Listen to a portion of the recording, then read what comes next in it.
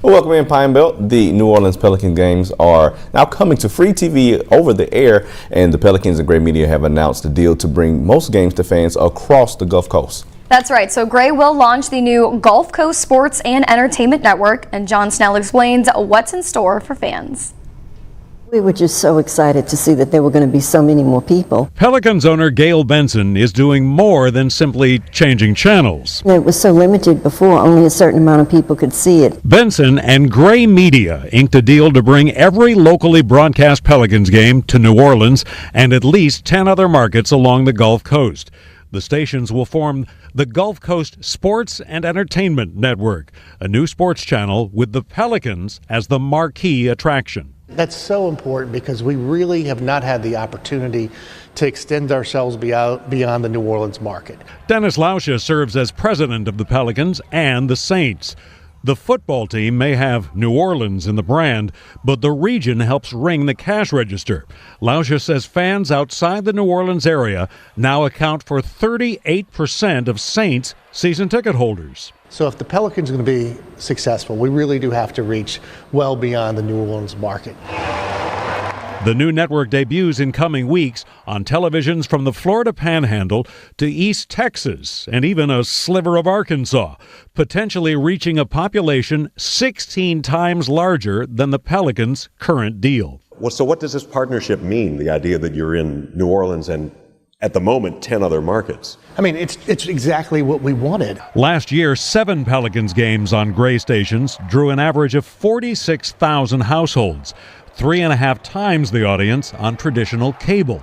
We're a basketball city now, so you got to rep the Pelicans, you know? Making the most of their market is especially important for a smaller market team like the Pels, competing with the likes of the New York Knicks or the Los Angeles Lakers. But when you take the population of Louisiana, Mississippi, parts of Alabama and the Panhandle of Florida, you're talking about 7 million people. 7 million people is about the size of Chicago.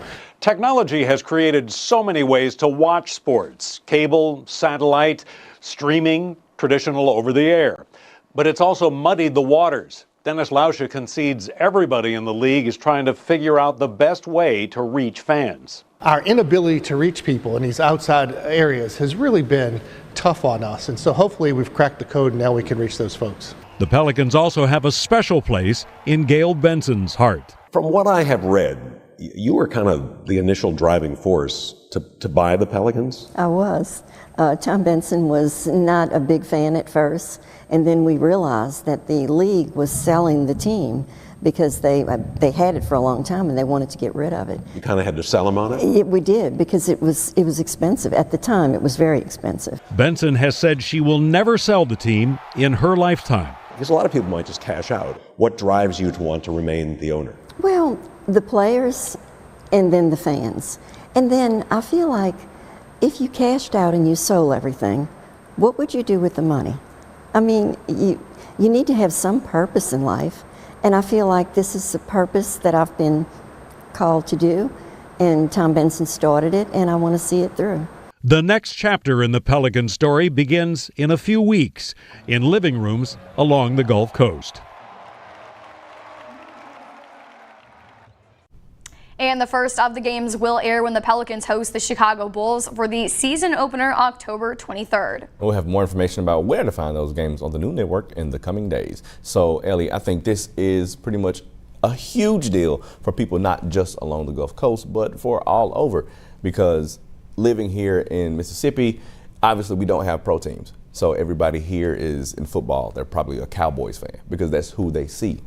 Or they're in basketball a Lakers fan because that's who's on TV. So getting the Pelicans on TV more often and getting people to watch them there and want to go, like build that fan base and want to go to New Orleans, because that's a fun city to go to, especially when the teams are good. So it's kind of like you were saying before, like in Indiana, people are Colts and Pacers fans, of course, but they're also like Cubs fans, and you're a Green Bay Packers fan because that's who you saw, and like you can travel 5 hours to go see the team. So I think a lot of people across the South and the Gulf Coast will want to do that for the Pelicans once they start seeing them. And it'll be pretty good this year too. Exactly. I think this kind of fosters potentially a new generation of basketball fans. I think if you don't have access to it locally on your TVs, you may not go out of your way, to find additional coverage wherever you may find it. And so I think this kind of gives people an opportunity to learn more about the sport. I think it's a good opportunity for New Orleans. Like the guy said, they're a basketball city now. I mean, it kind of gives you an opportunity to find interests outside of other sports. And I do think that they said about 46,000 people were watching it just because they could find it on local television. I mean, drives viewership, which drives a love for basketball, which, you know, just makes it really fun. This is the perfect time, too, for the Pelicans because the team is really good and they're expected to be really good. I think in 2022, they were a 40-win team. They were like 42-40, and they were above 500 for the first time in a while there. And then last year, they were a 49-win team, so they're creeping up on that 50-win mark. And in 2022, I'm sure they were at one point the #1 team in the West. So they are building something special there. And they have run into a few injuries, but everybody's back, everybody's healthy, and I think there are actual expectations there for the Pelicans. And I've been to a few games before, and it's so fun when they're good and they're expected to win. Everybody in the arena is standing up until they make the first basket. Everybody's in there clapping, making a lot of noise. It's really a lot of fun. Exactly. I think it's a lot more fun, obviously, when you do have good seasons. And like you said, they were 49-33 last year, so that was 8th in the Western Conference.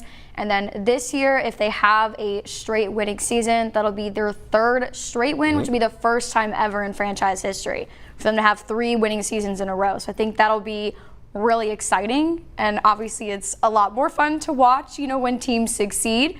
And I think having more eyes on them will only encourage them to, you know, want to play better. And it's absolutely insane that you say that they were 49-33, which is 7 games above 500 is a really good record. But they were 8th in the West. That shows you how stacked that Western Conference is. But they have a great team coming back. They have, of course, Brandon Ingram. I think he is the engine that makes it go. He is the scorer that is compared to Kevin Durant for the most part. He just finds a way to score anywhere he is on the floor. He's tall and lanky, and he's just an awesome offensive weapon, along with like people like Zion Williamson too, who's there. So they've got those 2 heavy hitters in the lineup, and I think everybody's ready to see them both healthy, both ready to play.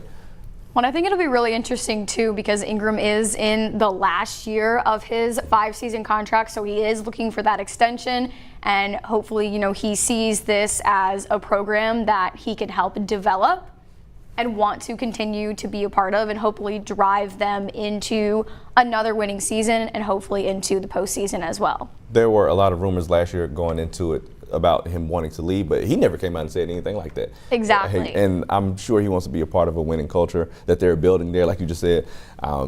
Him, Zion Williamson, who was coming out of college, he was the talk of the town, and he ran into a few injuries that kind of derailed him, but he played most of the year last year, and he looked really good. He's an all-star level player, as well as Brandon Ingram. But they've also got DeJounte Murray coming over from the Hawks, who he was in Atlanta, kind of ran into a kind of backcourt issue that didn't quite work with Trae Young, but now he fills a specific hole that the Pelicans were missing at point guard, and now they can move some of the guys that they were rotating in, like Jose Alvarado and Trey Murphy, and those guys can get on the bench and have an actual starting role, and then they can come in and kind of supplement that. And I've got high expectations for this Pelican team myself.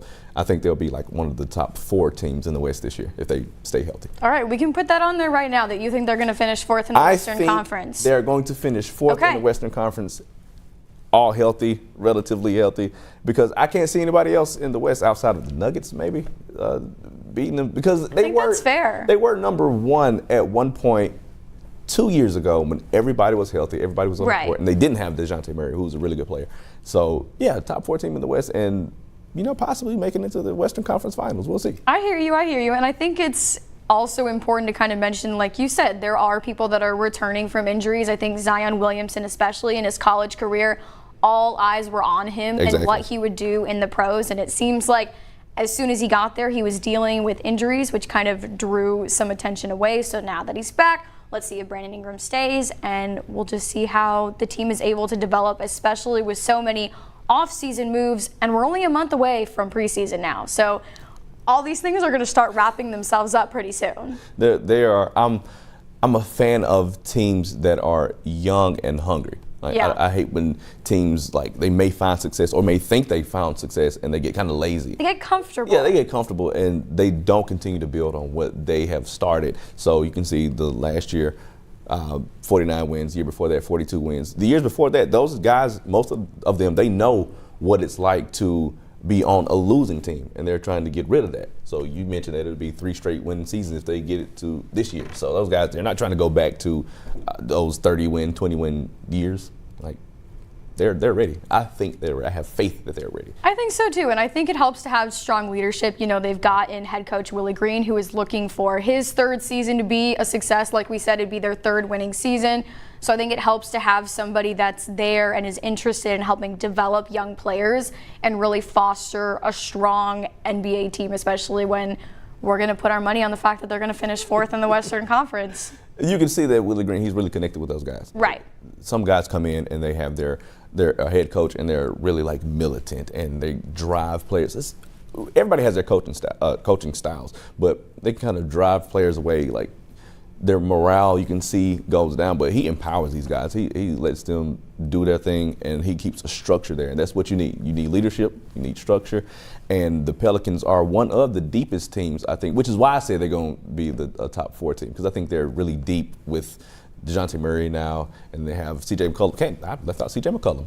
He's one of the best. He is that veteran leadership at the shooting guard, and now Brandon Ingram, Zion Williamson, and they got Daniel Tice from Boston, who has some of that winning culture in him. And then those guys, they've got 4 or 5 guys that aren't starting that could be starters if they need to, like Herb Jones, but they have a role that they've accepted, and now that is going to kind of be the perfect storm of a team, kind of like the Celtics who won this past year, that are young and they're deep and they know what they're expected to do with a young coach, and those guys are all bought in. So that's kind of how I see the Pelicans. The new-ish, they may be older than the Celtics. Celtics are really young, but the new-ish or the Western kind of the Celtics. Right. So I got faith. Have I sold you? I think so. I think I'm steadily being convinced over here. Because 100%. everybody else is real. That sounds bad. Everybody else is kind of old in the West. Like, well, I think you have these teams that, like you said, they get comfortable, and that's not a bad thing, but you need the young players to come in. I mean, maybe they're better, they're faster, maybe that work ethic is a little bit easier to help drive up because they're so young and they're so eager to succeed and they want to win those championships sooner rather than later.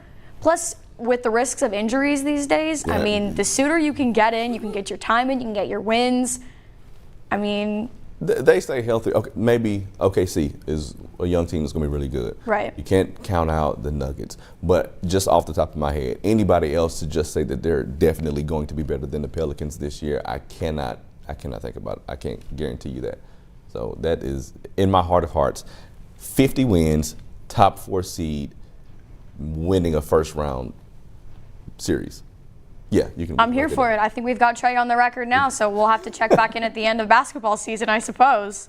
We're gonna write it on the sticky note. Okay. I'm gonna have it on the desk, and I'm gonna track these wins. And the minute they hit 50, just gonna write it down and stick it on the desk, and then every day we come in and be like, okay, I'm gonna add another one. the minute they do it, I'll have a Pelicans jersey on air. Okay, you're gonna anchor the news in a Pelicans jersey? Anchor in a Pelicans jersey. Okay, we'll see how well that goes. All right, well, certainly will be very exciting for New Orleans, and even here in the Pine Belt, we'll be able to watch games as well. So we are going to hear from the team owner, Gail Benson, again on how the Pelicans deal will help with GrayMedia, will help players and fans.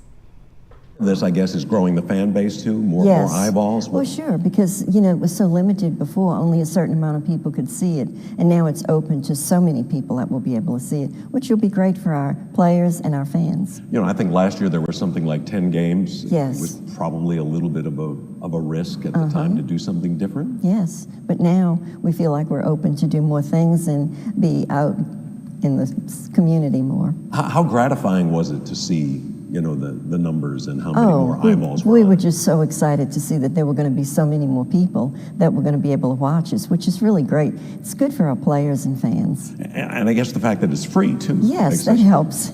Yes, because not everybody can afford to get pay television. So now that it's out everywhere, it's much easier.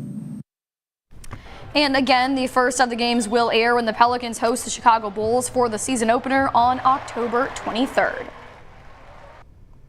All right, Pine Belt, that will do it for us this afternoon. You heard it here first. You know, Trey, you want to reiterate your predictions for the season? I said it, the Pelicans, health notwithstanding, they stay relatively healthy. 50 wins for the Pelicans, top 4 seed, and they will win against whoever they play in the first round of the playoffs. Book it.